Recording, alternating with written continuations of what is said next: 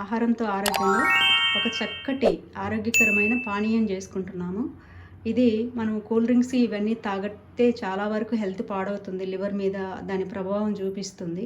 అవి కాకుండా మనం హెల్తీగా ఏదైనా డ్రింక్ తాగాలనుకుంటే ఈ రకంగా చేసుకొని తాగండి. ఈ రకమైన డ్రింక్ మీరు 3-4 టైమ్స్ తాగిన తర్వాత మీకు చాలా డిఫరెన్స్ తెలుస్తుంది. ఇది చిన్నపిల్లలకు కూడా స్కూల్ నుంచి వచ్చిన తర్వాత చాలా అలసటగా ఉంటారు. వాళ్ళకు కూడా మనం ఇవ్వచ్చు అనమాట. ఇప్పుడు నేను ఇది చేసుకునే విధానాన్ని చెప్తాను చూడండి.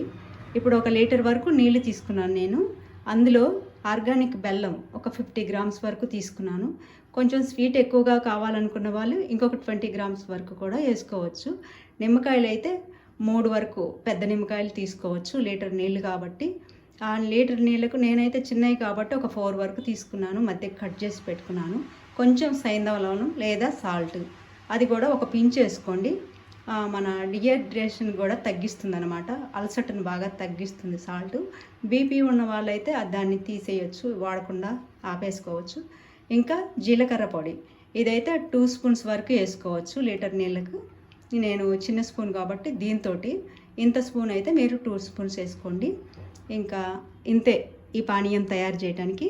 తర్వాత ప్రాసెస్లోకి వెళ్దాం. మనం బెల్లం వేసుకుందాం ఇందులో. ఇదంతా కూడా 50 గ్రామ్స్ బెల్లాన్ని ఇందులో వేస్తున్నాను నేను. వేసుకొని మొత్తం ఇది పౌడరే కాబట్టి ఈజీగా కలిసిపోద్ది అనమాట వాటర్లో.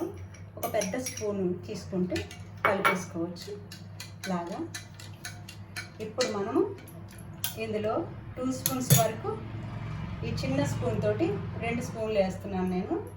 ఇలాగా వేసుకోండి, లేదంటే పెద్ద స్పూన్ ఎండ్ అయితే సరిపోతుంది. అలాగే దీంతో ఒక పించు ఇంత అయితే సరిపోతుంది సాల్ట్. ఎక్కువ వేసుకోవద్దు, టేస్ట్ పాడైపోతుంది. బీపీ ఉంటే మాత్రం అది తీసేయండి. ఇప్పుడు నిమ్మరసం పిండుదాం. మొత్తం 3 కాయలు తీసుకున్నా కదా నేను, నిమ్మకాయలు అన్నిటినీ ఇలా పిండుకున్నాం. ఇప్పుడు టేస్ట్ ఇంకొంచెం పిల్లలకి డిఫరెంట్గా రావాలంటే చాట్ మసాలా కూడా జీరా పొడి వేసినంత స్పూన్ తోటి 1 స్పూన్ సరిపోతుంది. అది టేస్ట్ బాగానే ఉంటుంది. నేనైతే వేయటం లేదు, కానీ వేసుకుంటే బాగుంటుంది అన్నమాట. ఇప్పుడు మన పానీయం రెడీ అయిపోయింది. గ్లాసుల్లో ఈ ఆరోగ్యకరమైన పానీయం రెడీ అయిపోయింది తాగటానికి. ఇప్పుడు దీని వైద్య గుణాలేంటో తెలుసుకుందాం. ఇది చాలా చర్మ సౌందర్యానికి కూడా చాలా మంచిదన్నమాట.